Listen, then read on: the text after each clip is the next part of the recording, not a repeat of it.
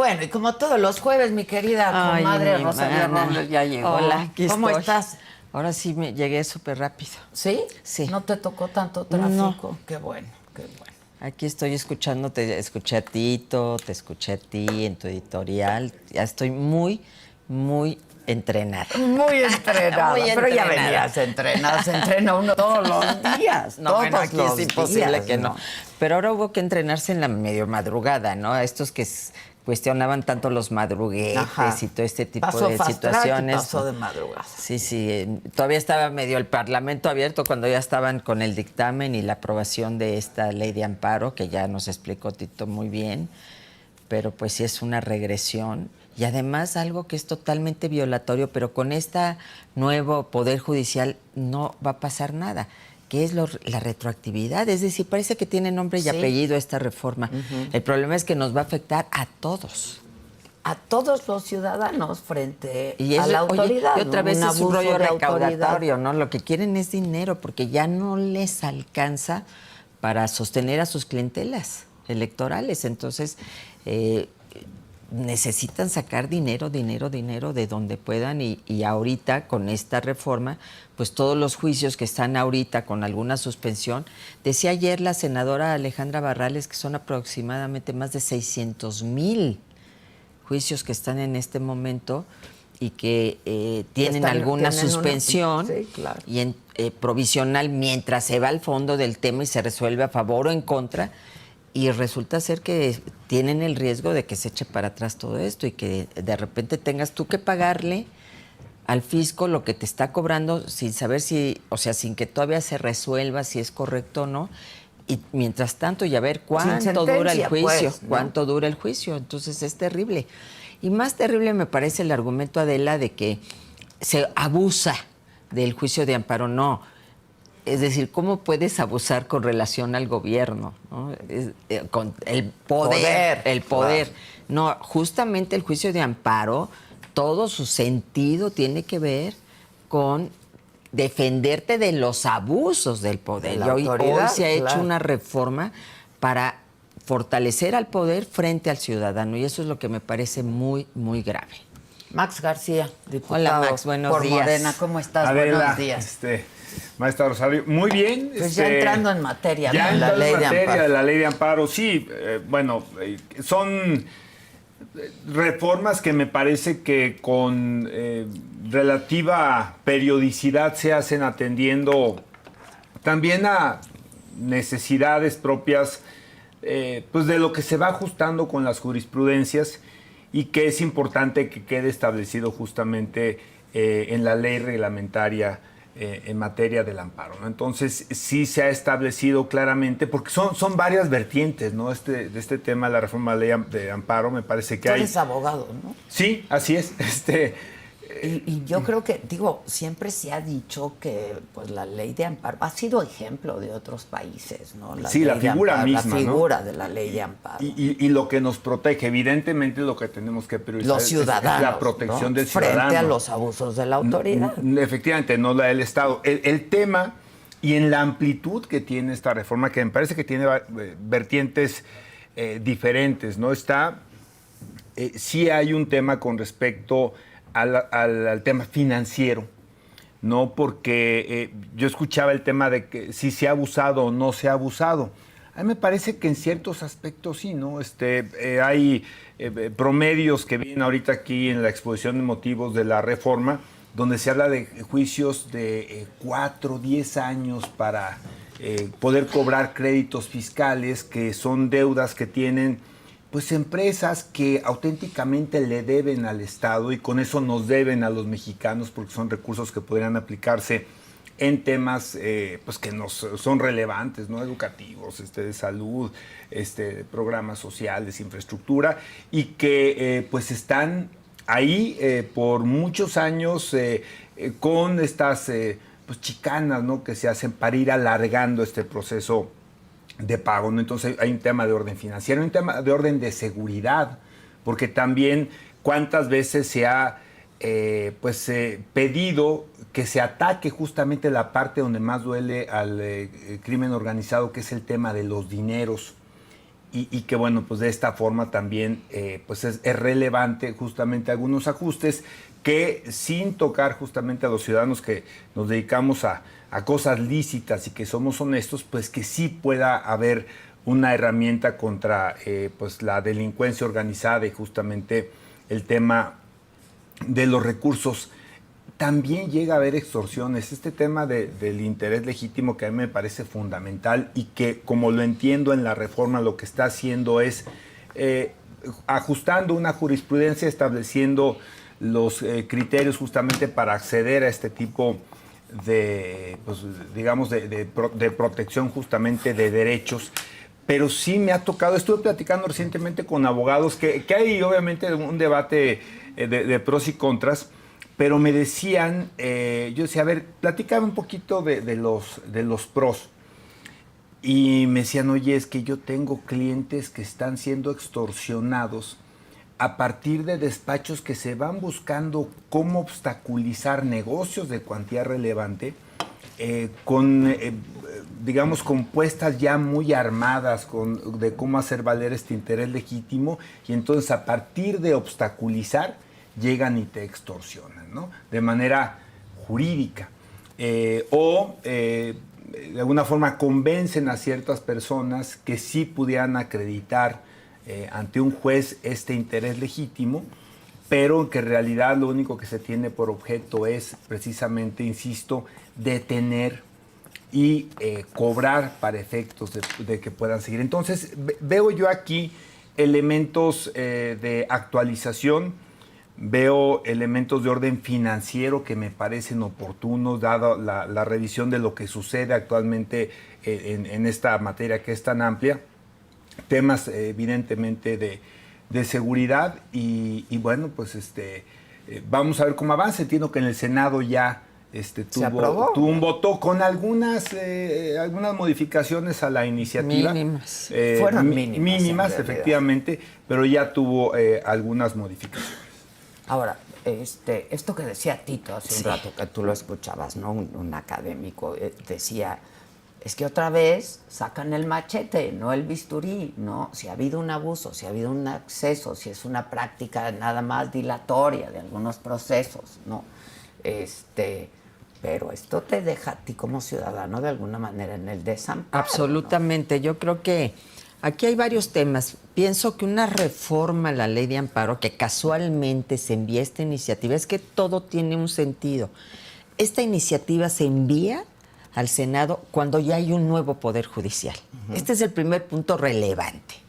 Cuando ya hay un nuevo Poder Judicial que no va a discutir la constitucionalidad de esta reforma.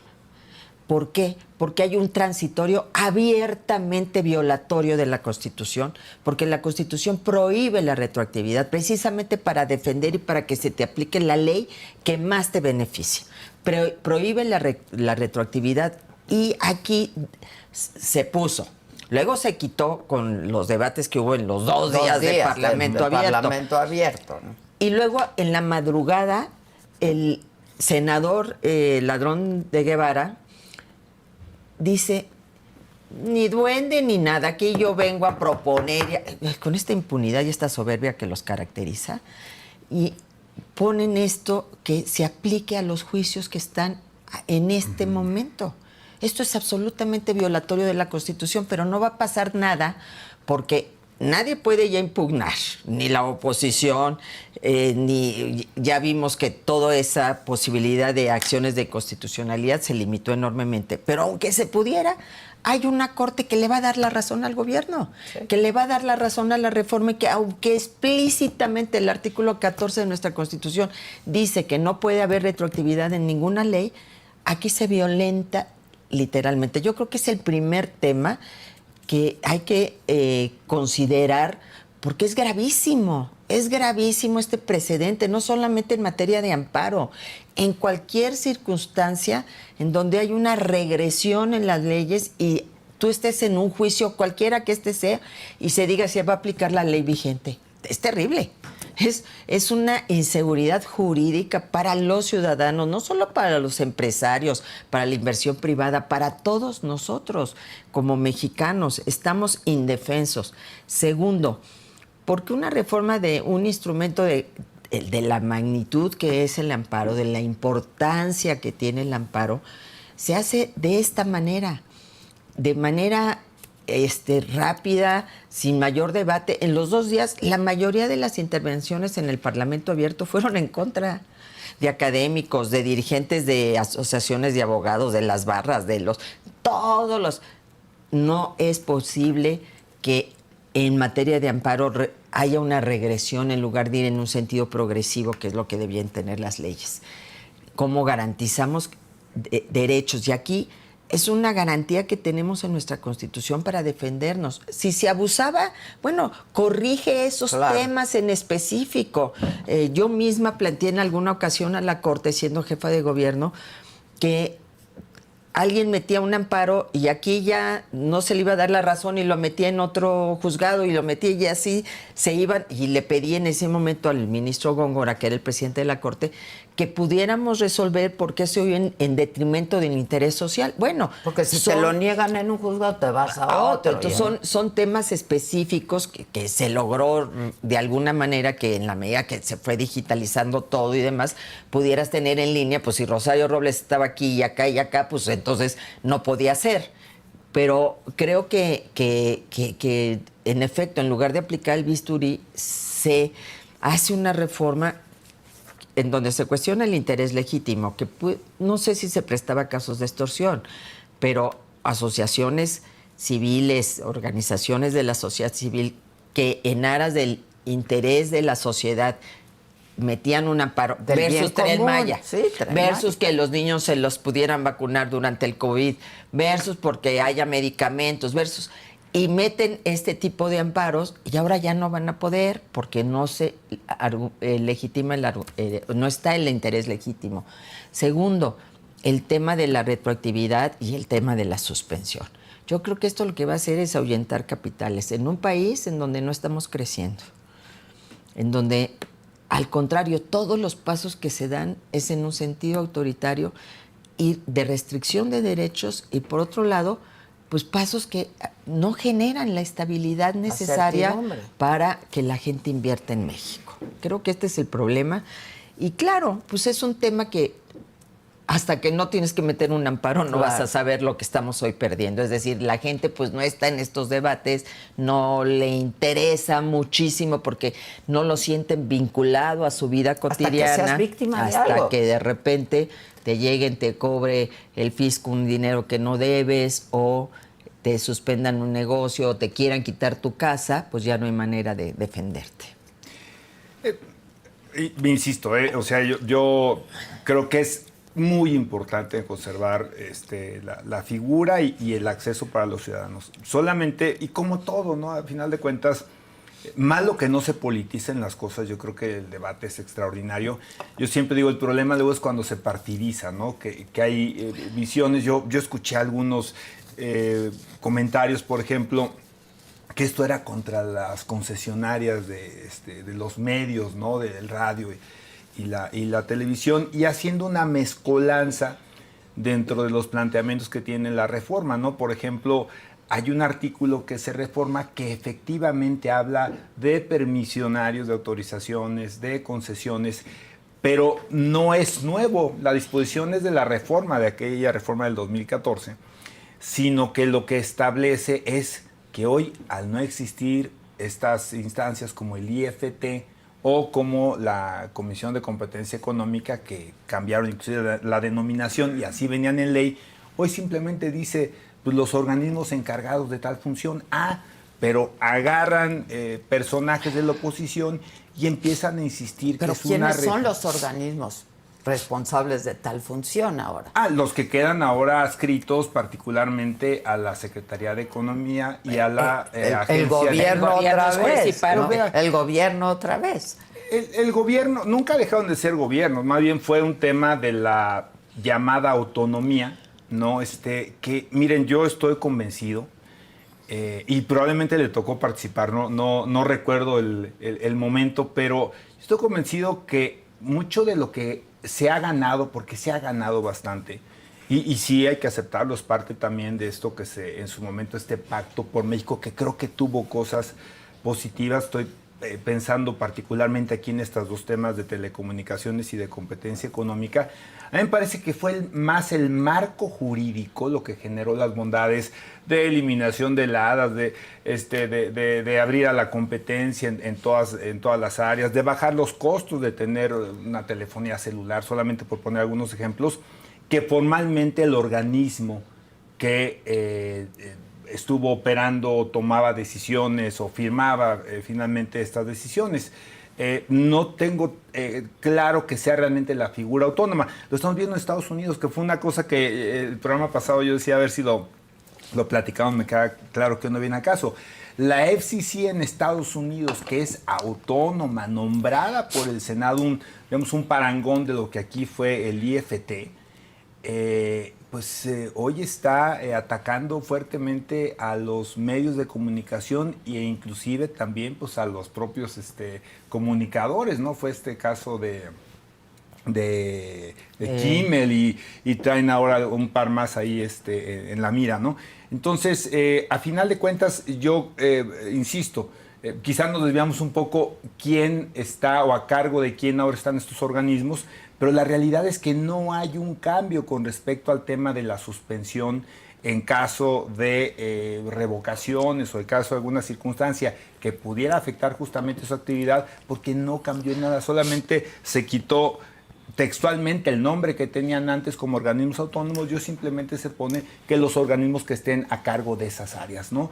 Eso por un lado. Por otro, yo insisto, y de verdad con la misma preocupación cuando yo empecé a leer las primeras notas sobre lo que contendría la iniciativa, y que la sigo yo revisando todavía, ya estaba viendo las modificaciones, no sé a qué horas terminaron, yo estaba viendo probablemente por ahí a las 10 de la noche. Sí, no, en la madrugada. Claro. Sí, pero sí, también me parece que sí es importante decir que no es que no puedas ya acceder justamente teniendo un interés legítimo que en un interés jurídico. Sí puedes acceder, pero ahora se pone una serie de elementos que antes estaban en una jurisprudencia a la que normalmente acudían los juzgadores para determinar si era procedente o no, y hoy lo que hacen es simplemente trasladarlos a una ley secundaria, ¿no? O sea, también para poner las cosas en su contexto sin dejar de resaltar la relevancia justamente de lo que finalmente resulte de esta reforma.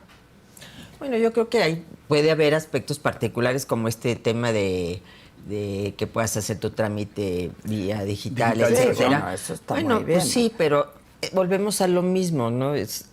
Nos ponen la zanahoria para hacer cambios, exactamente, porque a mí este tema de la retroactividad es, creo que lo que más me angustia, porque esto ya se puede aplicar a cualquier cosa. El día de mañana nos hacen una reforma en el sentido de que ya ni siquiera en la Constitución esté defendiéndose a las personas frente a cualquier ley que sea una regresión en el futuro, y que tú estás siendo juzgado por una vigente que garantiza que está en un enfoque de derechos humanos, y de repente hay una regresión y se diga en un transitorio, pues ahora, aunque tu proceso esté en marcha, tendrás que ajustarse a la nueva legislación. Esto es muy grave, y yo creo que ojalá en la Cámara de Diputados, y mira, yo le recomiendo a la oposición lo siguiente, mi querida Adela: hay que tomar la calle, hay que darles una sopa de su propio chocolate. Ahí en esas cuatro paredes hay una mayoría aplastante, sobrerepresentada, que no va, ya lo vimos. Dijo que había parlamento abierto. Creo que el senador Corral ni siquiera estuvo en la votación, me parece, estaba leyendo ahorita de última hora.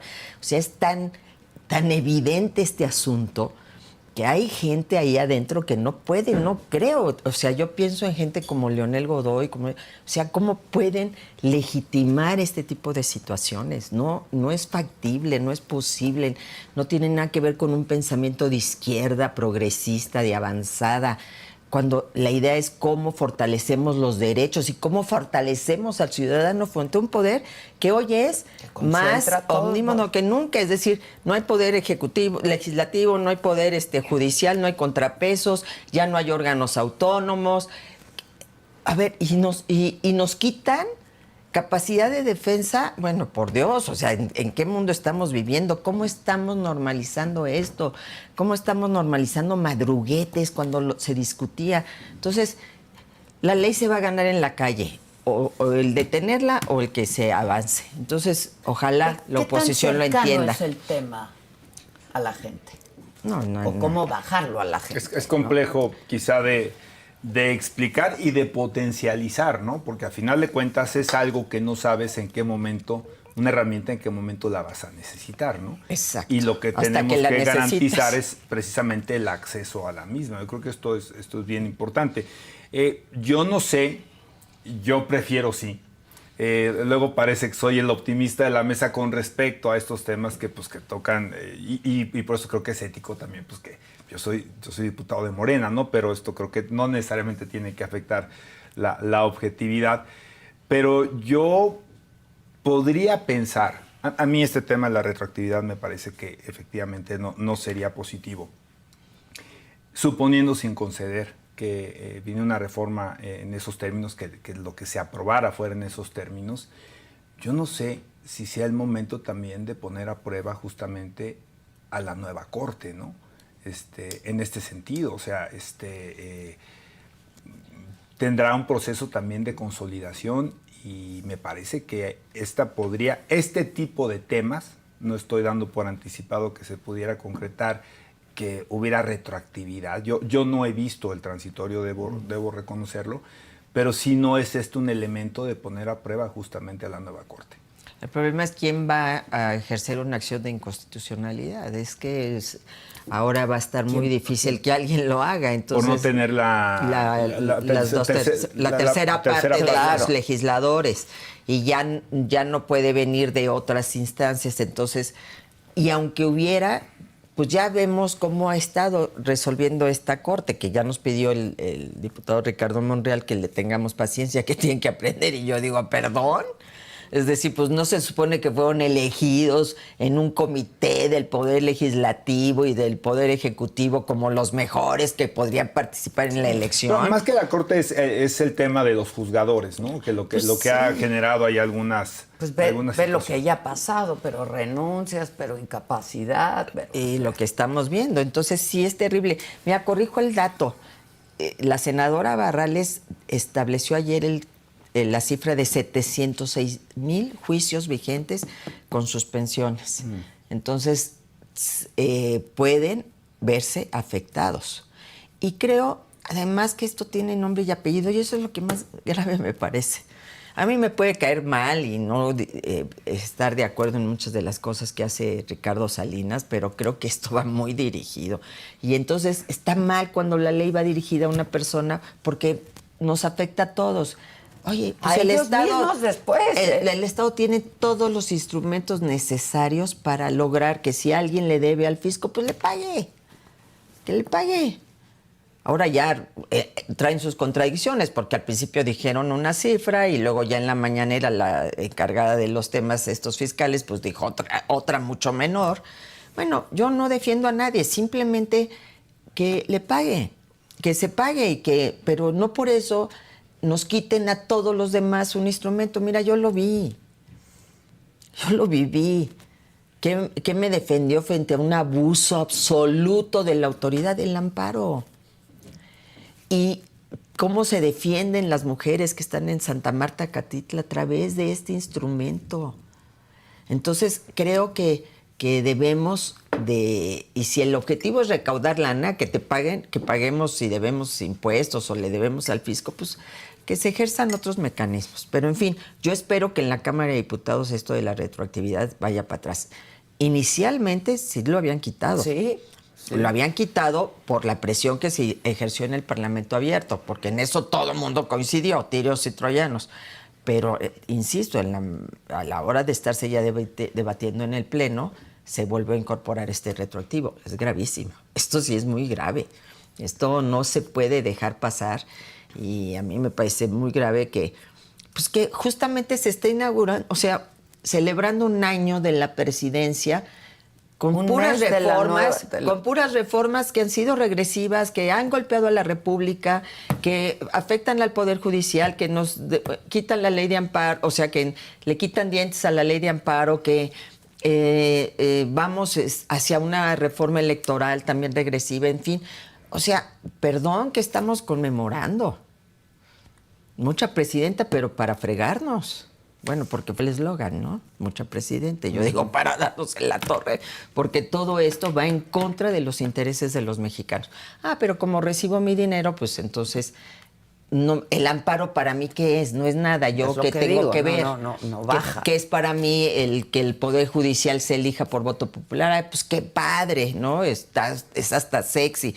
Ah, que quiten las plurinominales. Sí, entre menos diputados y senadores El mejor. fuero ahora, ¿no? el fuero ahora. Y ojalá, pero tuvieron la oportunidad de quitarle el fuero a un presunto delincuente y no lo hicieron.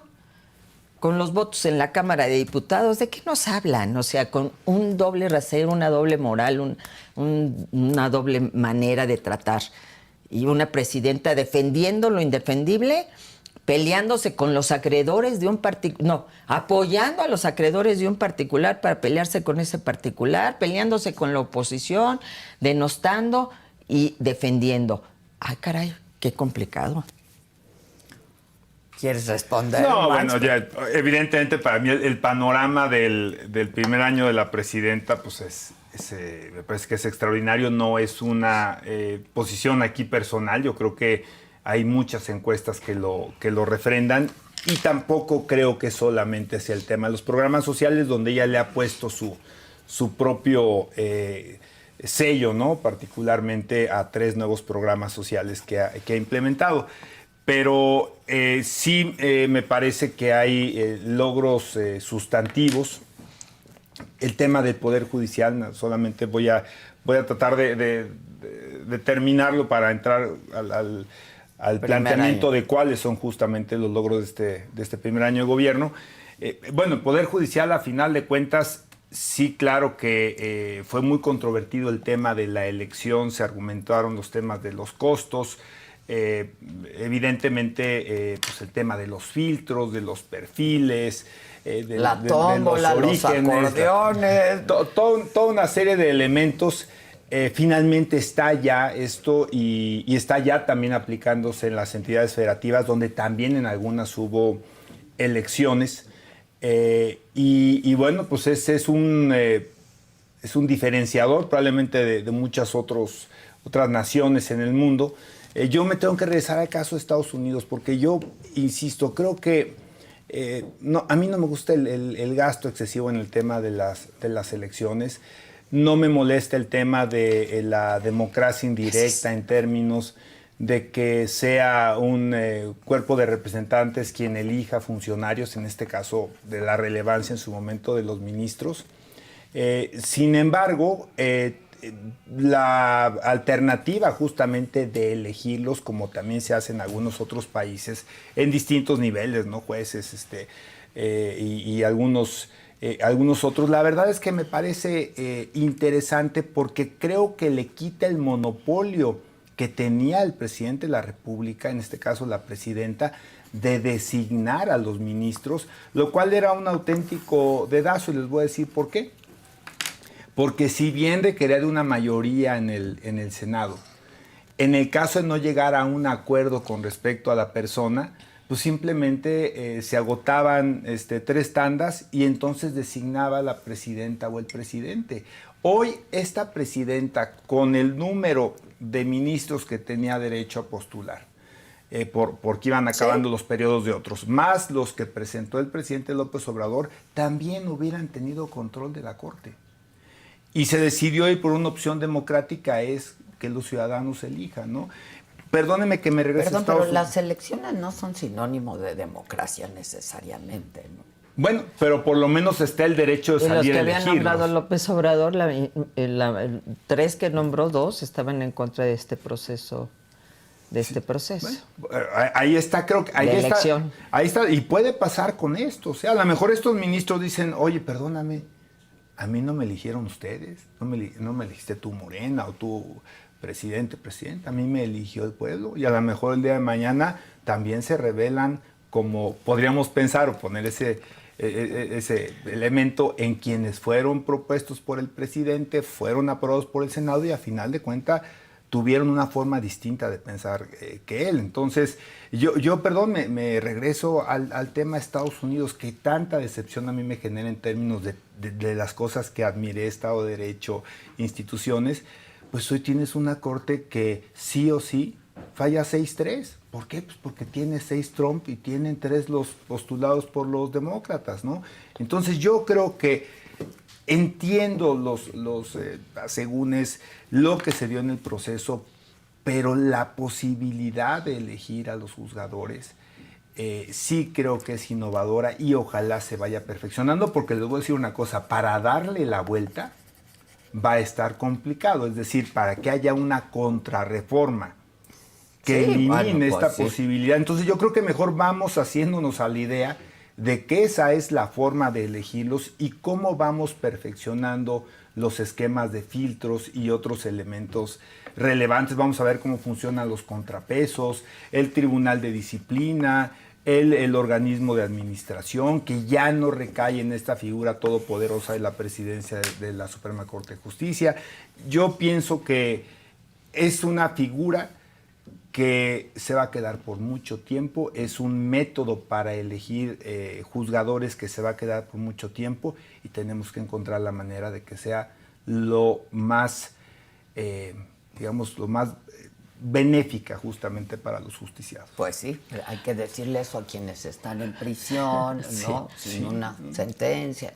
Que les tengan paciencia, a quienes le van a aplicar la prisión preventiva automática y ya no van a poder defenderse. Que en la reforma hay temas de lo que se ha siempre buscado en el tema de justicia, ¿no? Que es pues que sea expedita, ¿no? También se han puesto nuevos límites que veremos cómo funciona. Aparte de establecer límites es que se denuncie cuando estos se rebasan con una justificación ante el propio tribunal de disciplina del Poder Judicial. Entonces, yo creo que tenemos que ver cómo va a funcionar también esta parte, porque es un elemento integral de esta reforma, que es precisamente que sean juicios más rápidos, ¿no? En beneficio, pues, de la certeza. Bueno, la reforma también decía, ya asumiendo que es un hecho y demás, yo siempre pienso que la propuesta que hizo el ministro Juan Luis González Alcántara y Carranca como una solución hubiera sido lo más factible y lo mejor para México, que era elegir a los ministros, que él puso y lo acaba de declarar el exministro Lainez. Que se fuera a la corte y dijeron, que entrara una nosotros nueva. Propusimos, les entregamos la corte y elijan la corte.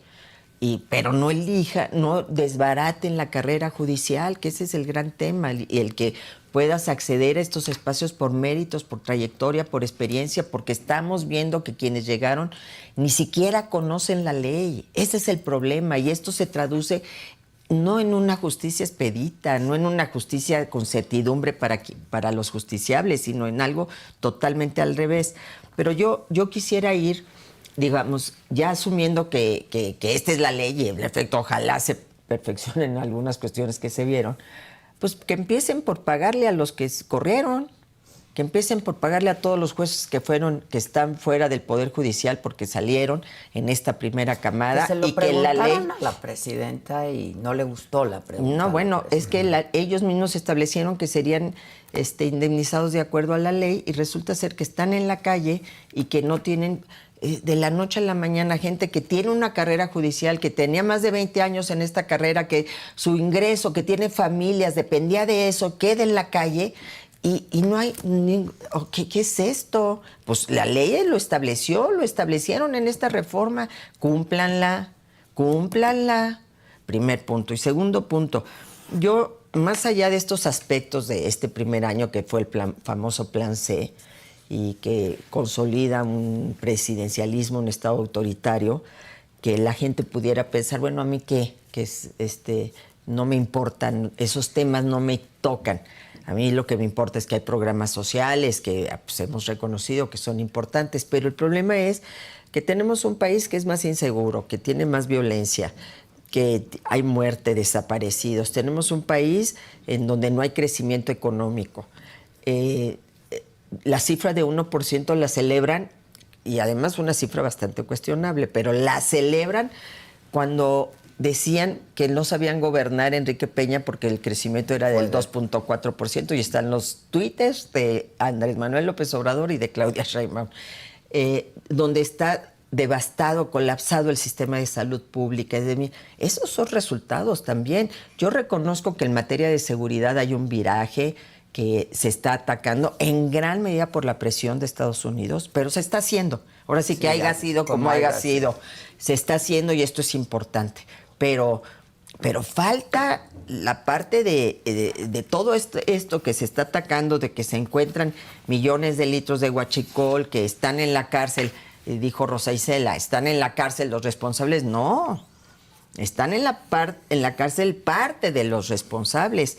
Hay quienes están señalados en todas estas investigaciones y no han sido tocados ni con el pétalo de una rosa. Entonces, la justicia, ¿para quién se aplica? Nada más para los adversarios, entre comillas.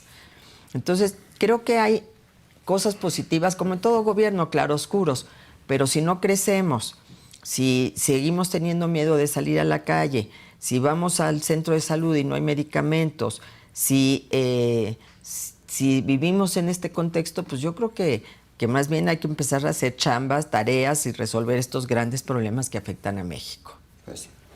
Sí. ¿Tú quieres destacar logros? Sí, me encantaría, ¿no? Porque yo creo que el primer logro, que no es nada más como eslogan, y que tiene que ver con toda la sociedad mexicana, es pues esta demostración de liderazgo cuando, yo no sé si a ustedes les preguntaron seguramente en mesas políticas, y a mí muchas veces, en lo local, pero sobre todo en lo nacional, si estaba México preparado para que lo gobernara una mujer. Yo creo que ustedes me podrán decir que la pregunta probablemente ofendía, ¿no?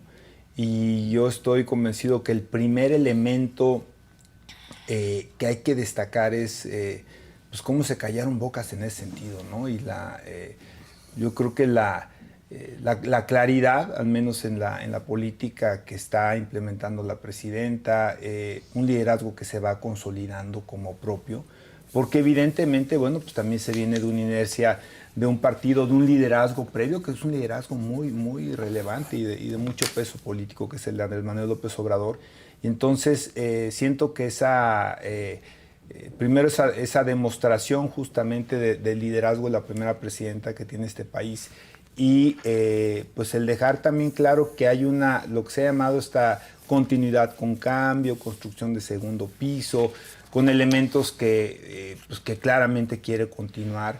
El tema de los programas sociales, dándole el sello propio con salud casa por casa, la pensión universal a las mujeres entre 60 a 64, la beca Rita Cetina, la ampliación, que bueno, ahí sí tiene que ser con convenio, de los apoyos a la discapacidad, que desafortunadamente los estados de oposición, entiendo, son los únicos, hasta la información que me dé, que no han firmado para que se lleguen los apoyos hasta los 64 años.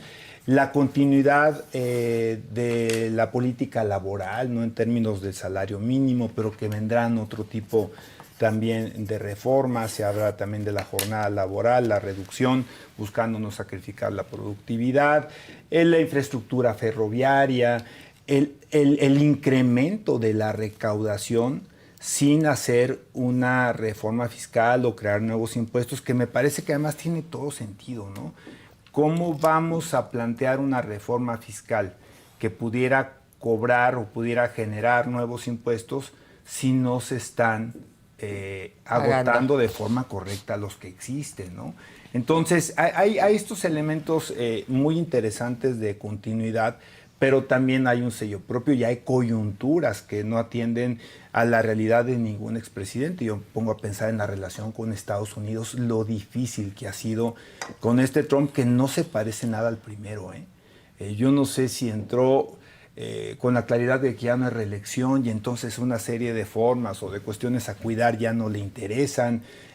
No sé si es la experiencia que adquirió, si encontró un gabinete a modo que le diga todo así, cuando probablemente el primero no necesariamente fuera de esa forma, pero que pues la necesidad de mostrarse con inteligencia, con firmeza, con frialdad, pues ha sido, me parece, determinante. El giro en seguridad, sin aspavientos, ¿no? Creo que también a todos nos ha dejado pues ver que es de otra forma.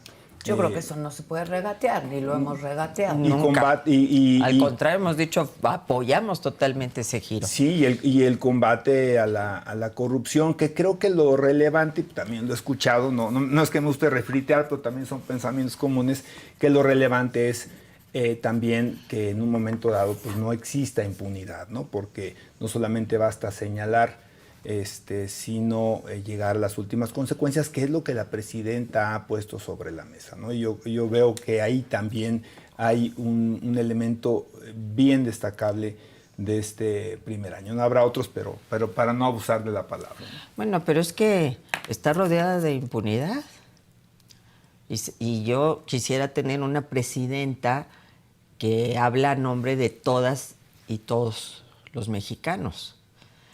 Y no, o sea, ¿qué hace una presidenta hablando desde el atril de Morena? De su partido. No me imagino eso de ningún presidente en este país previo que haya hecho eso y que se lo hubiera siquiera aceptado. Aquí defendiendo a Morena, la presidenta de la República, pues ¿qué no tiene una presidenta también mujer, Morena? Que hable por sí mismo, no tiene, a la mayoría de los legisladores son de Morena, los gobernadores son de... ¿Por qué la presidenta, que es, ya no se debe a su partido, se debe a todos nosotros, porque defiende desde la tripresidencial a su partido? Y dice que el que haya casos de corrupción no quiere decir que en Morena haya corrupción. Perdón, 500,000 millones de pesos de huachicol fiscal, ¿de qué estamos hablando? Financiando campañas, financiando campañas de Morena. Entonces, yo creo que el que haya una mujer en la presidencia, y lo hemos dicho nosotras que somos pioneras y luchadoras por esos espacios, pues desde luego que nos parece muy importante y desde luego que México está preparado y estaba preparado, sí, claro, para ello. Nunca aceptaríamos esa pregunta, pero presidenta mujer, ¿para qué? ¿No? Yo creo que esta es la pregunta que nos tenemos que hacer también. Y yo veo en esta parte, este primer año, que se siguió con el desmantelamiento de toda la estructura de cuidados. Y las mujeres tienen el gran problema de que tienen que trabajar y no tienen dónde dejar a sus hijos. Y entonces se desaparecieron las estancias infantiles. De repente se retoman, nada más son 5. No hay, eran 8,000 estancias infantiles las que en este país funcionaban. Se desaparecieron las escuelas de tiempo completo. Las mujeres salen a las 3 de la tarde y sus hijos están a mediodía ya en la calle, con todos los riesgos que esto implica. Se desaparecieron los comedores comunitarios donde comían los niños y las niñas más pobres de este país. Hay toda una discusión ahorita en el presupuesto que viene sobre los refugios para mujeres víctimas de violencia, de que no está el presupuesto para ello y no está la claridad. Estamos viendo la reducción en salud y todo el problema que está relacionado con el abasto y demás. Entonces, yo creo que estos temas que tienen que ver mucho con ser una mujer al frente de la presidencia, pues no están siendo resueltos de manera favorable para la gente. Y algo que se dice mucho, rápidamente se manda la iniciativa de la ley de amparo y en menos de una semana ya está aprobada en el Senado. ¿Y la semana de 40 horas? ¿Por qué se han tardado tanto? ¿Por qué no tienen esa misma rapidez? ¿Y por qué ahí no hay madruguete? Entonces, sí, hay aspectos. Aquí yo he dicho, el aumento del salario mínimo para mí es una medida absolutamente positiva. Y los programas sociales como una redistribución del ingreso también. Pero el problema de la transferencia monetaria es que no puede ser a costa de derechos básicos como salud y educación. Y el problema de la transferencia monetaria no condicionada también genera incentivos perversos. Sí. Es decir, a los chavos que les das una beca, se la pueden gastar en lo que sea. No, ¿por qué no condicionas a que sea en aspectos relacionados con su educación o con su salud para estar en las mejores condiciones para estudiar? Ahora, en la Ciudad de México ya sacaron uno nuevo, que es chavos de 30 años que sean padres o madres de familia. Entonces, no, pues a todo dar. Sí. o sea, en lugar de incentivar la productividad, el que trabajes, el que la dignidad te venga de eso, pues yo ya mejor voy a tener hijos a los 30 años, pues porque me va a dar una lana el gobierno. No creo que sea correcto. Entonces, ¿cómo manejamos las transferencias condicionadas, las transferencias monetarias de tal manera que signifique que te doy porque es mi obligación como gobierno, pero al mismo tiempo tú tienes responsabilidades con la comunidad, con tu familia, contigo mismo? Y cómo establecemos esos criterios para que realmente ese dinero va en un sentido positivo y con incentivos favorables y no incentivos perversos. Pero insisto, la cobija es de un solo tamaño y esa cobija no alcanza para todo. Todos. Se ha venido financiando con deuda. Y decía el secretario de Hacienda, yo orgullosamente no soy un economista neoliberal, soy de la Cuarta Transformación. Y tú dices, caray, con razón se fue el Rogelio Ramírez de la O, nunca hubiera dicho una frase de esa naturaleza. Pero no hay más neoliberales que el darle dinero. Eso es lo más neoliberal, que el Estado abdique de sus responsabilidades y que descargue en ti la responsabilidad. Abuelas, cuiden a sus nietos. Caray, vamos a desaparecer las estancias infantiles y les encargamos a abuelitas que cuiden a los nietos. ¿Sí? ¿Cómo? Para llevármela a un lugar donde trabajo y muera la abuelita incendiada quemada por salvar a la nieta. No se vale. Yo creo que hay aspectos muy relevantes que han sido sacrificados y que yo hubiera esperado de una presidenta mujer que fueran prioritarios en la agenda. De los programas sociales, la característica que tienen los que no programas... nacieron con López Obrador, tampoco, no. Pero los inventó López Obrador. A ver, yo en el padrón de Sedesol tenía 20 millones lo que pasa es que no le decíamos a la gente y no íbamos casa por casa a fidelizarlos y a decirles, a ver, el evangelio y esto te lo da el presidente y que amor con amor se paga y Enrique Peña Nieto te manda este dinero. Jamás se permitió una cosa así. Pero sí hay un distintivo en esto, política de los programas sociales, que es la universalidad. Es decir, yo no te puedo negar el acceso a ese programa porque cumples... A ver, adulto mayor, ¿qué se necesita? 65 años. Oye, es que vives en una colonia, una entidad que no me apoyó políticamente, como sí se hacía con los programas electorales. Eso es falso, ¿no? Eso es falso. Mire, te puedo decir que yo estuve al frente de esa secretaría y lo que tenían era focalización en términos de condición socioeconómica, pero nunca política. Pero luego pensamos que todo lo que existe en la política en México es la federación y no es así. Bueno. Les voy a decir que pues, en lo local, evidentemente, pues estas cosas se operan con un sesgo de decir, estos son mi voto duro y estos son los que voy a procurar con el programa social. Bueno, pues los servidores de la nación van con chaleco guinda. Sí, pero no pueden limitar el acceso de una persona cuyo programa social ya está en la Constitución y es un derecho universal. Y les voy a decir una cosa que a mí me llama la atención.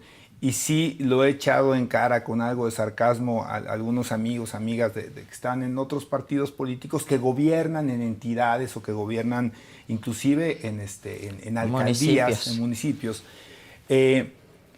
pues que critican los programas sociales, critican el gasto que se hace en los mismos, les llaman electoreros, aunque insisto, quizá no entienden esta lógica de la universalidad y ya como un derecho constitucional. Pero ¿qué crees? ¿Qué hacen? ¿Qué creen que hacen? Generan sus propios programas de dádivas para diversos tipos y vaya, no estoy atacando a los beneficiarios, ¿no? Sino la incongruencia de decir, es que son unos irresponsables, es que están tirando el dinero, que por cierto ahorita voy a comentar, me encantaría un estudio económico sobre cómo circula ese dinero, y ahorita voy a decir por qué, pero la realidad es que muchos están imitando estos programas y están viendo dónde no hay e implementan los propios, pero lamentablemente no lo hacen con la lógica de universalidad y entonces de nueva cuenta empiezan, pues, de alguna forma la preferencia para quienes pudieran tener alguna rentabilidad mayor en términos electorales. En el caso de los programas sociales, y usted es economista, yo no sé si una persona que nos vea, que esté en estudios de posgrado, inclusive licenciatura en temas económicos, yo lo que tengo una convicción, porque además lo he visto físicamente, lo he platicado con gente que recibe los programas, particularmente adultos mayores, es el dinero que se entrega a estas personas en sus tarjetas de crédito, pues no agarran la tarjeta y la meten abajo del colchón como se puede hacer en otras circunstancias. Lo que hacen es consumir. Y entonces... Medicamentos sobre todo, Max. Sí, vaya, o sea, ahí puede estar otra, que escuchaba una crítica, ¿no? Oye, te doy el recurso, pero a la vez al no tener la posibilidad de contar con la gratuidad de medicamentos, la existencia, pues lo gastas, ¿no? Pero lo que voy es que sí hay un efecto multiplicador, o sea, sí ese dinero se reinyecta a la economía, pues generando ese círculo virtuoso, ¿no? Para los negocios, para el gasto que tienen esos negocios, inclusive para los impuestos, ¿no? En algunos casos, particularmente en el IVA, dependiendo de dónde consuman. A mí me ha tocado mucho el consumo en tianguis, que bueno, pues tiene otra lógica de retorno que no necesariamente que estamos platicando por concepto de IVA, pero sí veo ahí también que a lo mejor hay una satanización como si este dinero, además del bien que sí les hace, la dignidad, la independencia, que lo he visto, yo lo he vivido, que claramente le genera a muchas personas que reciben los apoyos sin condicionamientos, que sí tiene también un efecto multiplicador en la economía. Cuando decía que me encantaría ver un estudio de esto, es saber de qué tamaño y a dónde va ese dinero y cómo se está multiplicando y reinyectando a la economía. Depende cuál de los programas. No, pues y prácticamente sí es cierto. todos los que tengan. Es decir, es una liquidez. redistribución del ingreso por la vía del Estado mexicano, porque este dinero no Las sale del transferencias, bolsillo, ¿no?, de los gobiernos, sino de los impuestos que pagamos los mexicanos, se transfiere este recurso. El problema que yo veo es que sí, y obviamente dinamiza el consumo interno, aunque ha caído el consumo en México en los últimos años. Y sí es interesante ver el estudio. Yo no tengo en este momento una información. Me encantaría. O si hubiera, o si no, de algunos programas. Y si no hay, pero bueno, está el análisis que el problema es que desapareció el Coneval, pero habían hecho de Sembrando Vida y también de Jóvenes Construyendo el Futuro.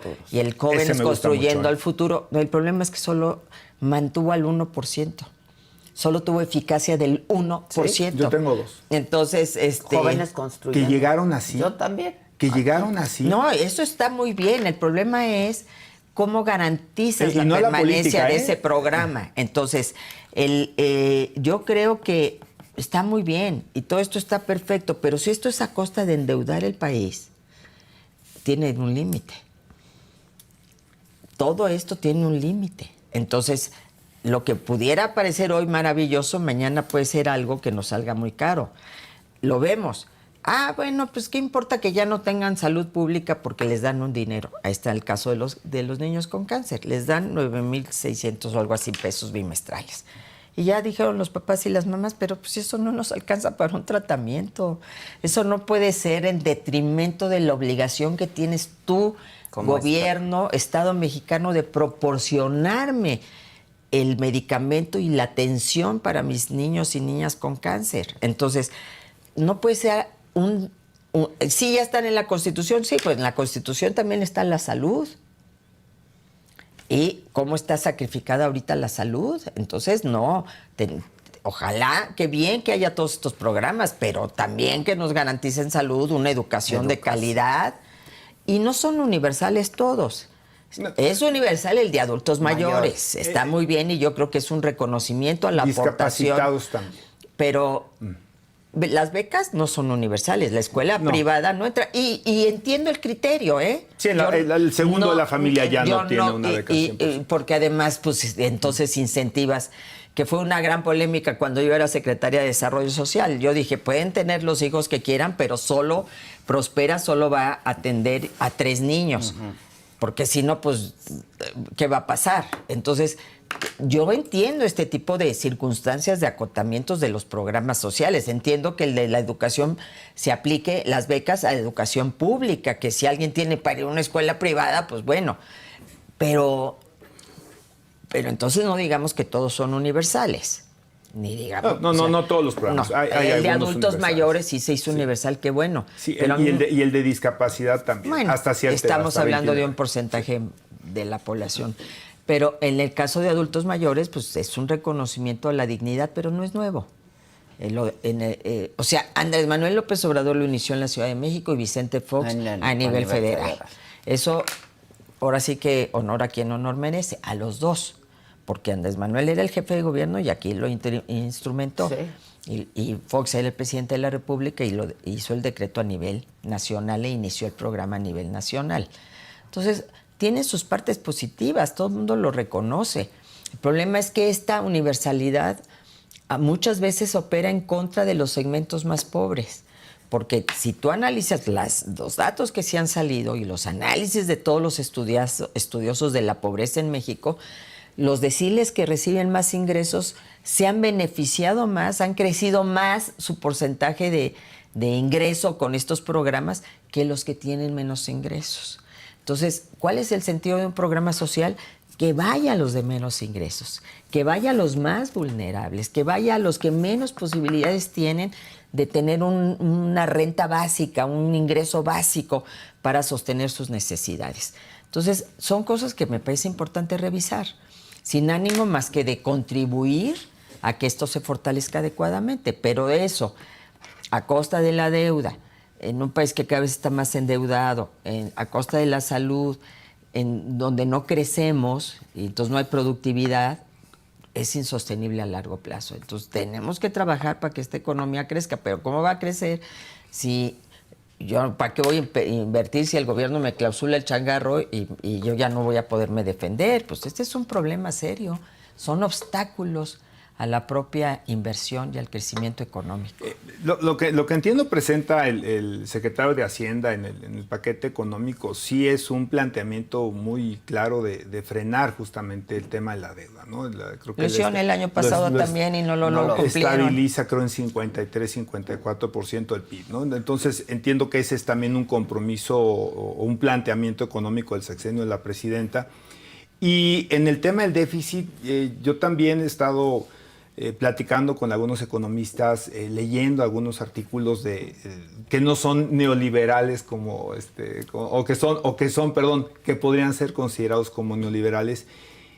Y hay una crítica muy positiva con respecto al déficit, ¿no? Inclusive algunos piensan que pudo haber sido más agresivo y que todo tiene que ver en qué, como todo en la vida, ¿no? En qué utilizas ese financiamiento que conocemos finalmente como deuda, ¿no? ¿Cuál es la aplicación que le das?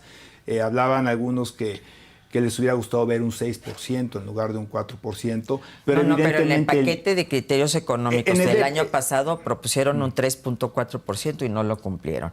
Y propusieron una disminución de la deuda y no lo cumplieron. Entonces, oye, y así como defiende la presidenta a los acreedores del señor Salinas, que está muy bien, que defienda a los acreedores de Pemex y a los de las medicinas. Pues claro. Y que le pague, que ella les pague a los proveedores de Pemex y a los proveedores de medicinas, a los que no les han pagado. Bueno, en fin.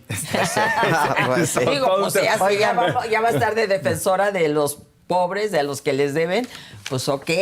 Está muy bien, pero que defienda a todos por igual. Y solo, insisto, continuando el tema de la parte de las finanzas y los temas económicos, también yo creo que entiendo la declaración del secretario de Hacienda en términos de lo neoliberal y lo 4T, porque sí hay muchos principios, y créanme que yo no soy en ese tema radical en poner las etiquetas, pero sí... yo creo que yo crecí en términos de los planteamientos económicos con la absoluta prohibición a que pudiera aumentar el salario mínimo, ¿no? Y creo que en esos temas sí se puede hacer una distinción de lo que económicamente ha hecho el gobierno de la Cuarta Transformación y que nos quitó este tabú impresionante de que lo que iba a generar el incremento de salarios mínimos era desempleo o iba a generar inflación. Y a final de cuentas ni una ni otra, y sí lo que generó de manera virtuosa fue pues salir de la pobreza de millones de familias en México. Bueno, esa cifra también es muy relativa y estaba yo viendo ayer justamente un análisis del empleo en México. Mejores salarios, pero menos empleos. Entonces, todo tiene que ser analizado en un contexto. Claro. Yo soy partidaria porque además, pues yo soy economista de la Facultad de Economía de la UNAM, es decir, Ni de más ni menos neoliberal que no ese, tengo nada. Yo si pudiera pararme en un atril y decirle al pueblo de México, no soy neoliberal, es decir, vengo de esa formación social, de una formación económica que tiene que ver con buscar estos mecanismos compensatorios y el papel que tiene que jugar el Estado para que quienes menos tienen tengan mejores posibilidades. Pero de ahí a pensar que entonces hay que endeudarse y no importa lo que sea o el déficit, pues es como si en la casa nos estuviéramos manejando de esa manera, ¿no? Es decir, gástale. Pues no, todo eso llega a un límite. Sí. Todo eso tiene un límite, eso es lo que digo. Es decir, sí, yo soy partidaria de contraer deuda, sí.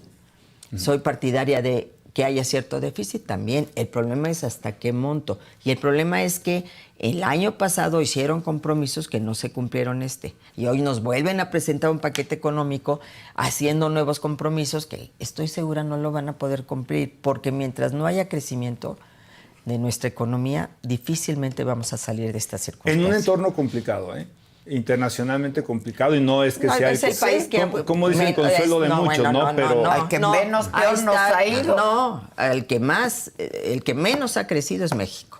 De todos los países de la OCDE, el que menos ha crecido es México. De los países de América Latina no estamos en los primeros lugares de crecimiento y todos enfrentan este entorno muy complicado. Sí, es un Entonces, Trump ahí. Sí, de incertidumbre total. Rápidamente, antes de irnos, un comentario de Adán Augusto, que Pues mira, ya es ganadero.